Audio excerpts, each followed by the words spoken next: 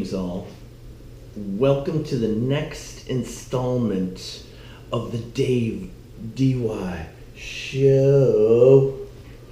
We're here again. Episode 111, I think. Maybe 112. Maybe 113. I don't know. Who cares? Big news coming at you from the Drug Inc., the Narcotics Inc. front. So, we all know that the world and the United States, the wealthiest country in the world, has a pretty large drug consumption problem. And it permeates all aspects of society, from our youth to our elderly. There's stories out now about the elderly smoking marijuana, becoming the biggest pot user group. Oh, surprise. Yesterday, day before yesterday, in the port of Philadelphia, the port of brotherly love, this was a statement made by the DEA and by other government officials. The ports of call, the ports of entry, are the biggest funnels. They are the biggest doorways for illicit and illegal trafficking. Drugs, goods, people, anything. And it was somewhat denied by President Trump. Well, in Philadelphia a couple days ago, they stopped a tanker going from Chile. Sometimes they go from Panama. Sometimes they go from some other area with some kind of connection to South America, Colombia, Central America. And this tanker supposedly was heading to Europe. Well, the DEA, the ATF, whomever boarded this thing, they seized 16.5, and I'm going to throw in metric, and I don't even think it is metric ton, whatever. 16.5 tons of cocaine, which cocaine originates from Colombia primarily, the cocaino plant, right? Which was eradicated starting in President Reagan's era, right? The war on drugs, and has since been allowed to flourish. 16.5 tons of cocaine in 7 of those massive metal shipping containers that they have the corrugated metal side look. They look like they're a little cardboard box, the inside. And then you can pick them up, stack them like Legos. They can put them on trains. They can put them on planes. They can put them on not automobiles, trucks. They can put them on ships, right? And for the most part, they classify them as shipment containers. 7 of these things were loaded with 16.5 tons of cocaine. The average adult male bush elephant in Africa, the largest species, not the Asian species, African species, is from 5 to 7 ton. 5 to 7 ton. 14,000 pounds.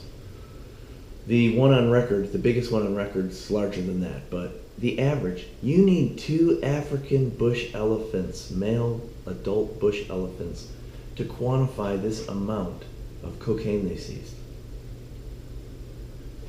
Cocaine is becoming the drug of use once again because the drug abusers are ingesting it furiously. You're junkies. Remember the 70s term? Man, you're a junkie. You're a junkie, man. Drug dealing junkie. You junkie taking that damn drug, whatever. So the deal with cocaine nowadays, which was a recreational drug in the 90s, came through the port of Miami from Colombia and had some horrid business in Miami for a number of decades. In which case, the drug dealers bought up all the real estate. They had so much money they had to buy properties. They had to buy assets. They couldn't launder the money. Well, that went away. Well, now they're mixing it with fentanyl. Fentanyl, the drug that killed Michael Jackson. It is 50 times more addictive than heroin. It is 100 to 10,000 times more addictive than morphine. Fentanyl-laced cocaine. They do this often in Colombia prior to shipment of the drug. They split it, they lace it with the fentanyl, and then they ship it for distribution, sale and distribution. The drug dealers in the US, in Europe, in Asia, in Russia, they actually split it and they add more additional drugs or fillers or fentanyl. When you do this, fentanyl, one, highly addictive, gets the user, the drug abuser, to have to come back. Cocaine is not highly addictive. You can use it, you can walk away. You throw in an opioid, the most addictive opioid, you've got a new customer for life. The bad part is, if you're not used to fentanyl and you take anything over what your body is able to handle, and it varies, especially through use. If you gradually ramp up fentanyl use, your body's more able to manage it. But if you take anything over a level you're used to, prescribed level, and it's usually minute, managed by a doctor, if it's larger, your breathing slows, your heart rate slows, your breathing stops, you suffocate and die. That's what this drug does. That's the reason 30,000 in 2015, 60,000 in 2016, 150,000 in 2017, it's escalated. Fentanyl is killing drug users because it's being laced into all these drugs. It's a vicious technique used by the drug sellers, the drug suppliers, to ensure that their product always will have a buying market. They'll always supply it, and there will always be a user. That's business, that's life, that's what people do. They ensure that their product sells. The drug producers, sellers are no different, and it'll kill you. So they seized 16.5 tons. It was over $500 million of net value, just the drug. When they put it on the street and sell it, it's over $1 billion worth of the drug. This is one of huge number of DEA crackdowns. That ship was not stated to stop in Philadelphia permanently. Those drugs were going to go to Europe. They've busted other ships. There was a Russian second mate on board. They arrested. And then they arrested someone else who stated they went into Peru port and they moved bags of the drugs to the containers. Something like that. They found cocaine on the second mate. They found it on another individual. They were both arrested. They tested them for cocaine powder on their bodies. So these are headed to Europe, right? They found others in California. They found others in Miami. They found others in Philadelphia and New York. In March, they found an $18 million container shipment in the port of Philadelphia of cocaine. They're finding fentanyl, 50-pound shipments of fentanyl worth millions of dollars. In New York, New Jersey, port call, huge, right? Giant, one of the biggest, just like Miami. Back in May, $77 million cocaine bust. These are massive shipments of the drug going globally because it's ramped back up. Because no one's watching South and Central America. The Jalisco New Generation, the Sinaloa cartels in Mexico, the cartels in Colombia, even though Pablo's gone, no more Pablo Escobar. New people come in and they do the exact same thing. You will never win a war on drugs. You'll educate, you'll inform, you'll assist, protect, serve the people that could be customers of the drug use, such that they make a decision not to be a drug abuser. I have a gene in me that makes opioids something like 8 times more addictive. My brother, right? You have to figure that out and not utilize that drug, not use it, not expose yourself to it, know the pitfalls. This whole ridiculous, they should legalize everything, and the people that die from it, they die from it.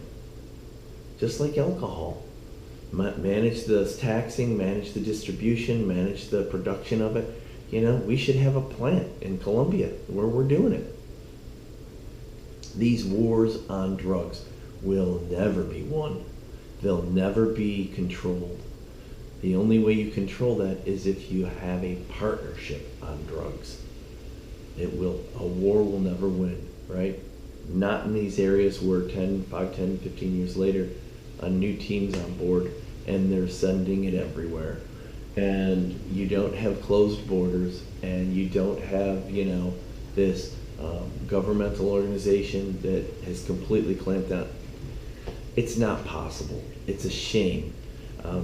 This is not new. These shipments are massive. We will see more. People will lose their heads. Actually, they will physically lose their heads over this loss. They'll chop off heads, they'll remove staff, somebody else new will come in. It's opportunism.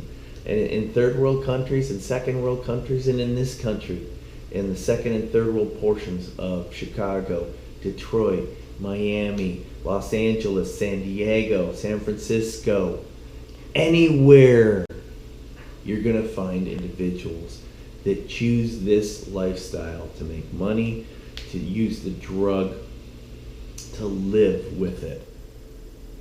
That's it, man. So we haven't done well in managing this. We continue not to do well, but clearly the DEA is making some big busts. 16.5 tons of cocaine, the largest bust in history. And there's going to be more. So be careful. This stuff that's loaded with fentanyl, it'll kill you. If you're using coke, I'm just going to have a little bullet, a little snort here, could kill you. It could fucking kill you. That was a good night. That's a way to go out, I guess. I don't know. Just trying to keep you informed on the drug status in the United States of America, the United Stoned of America.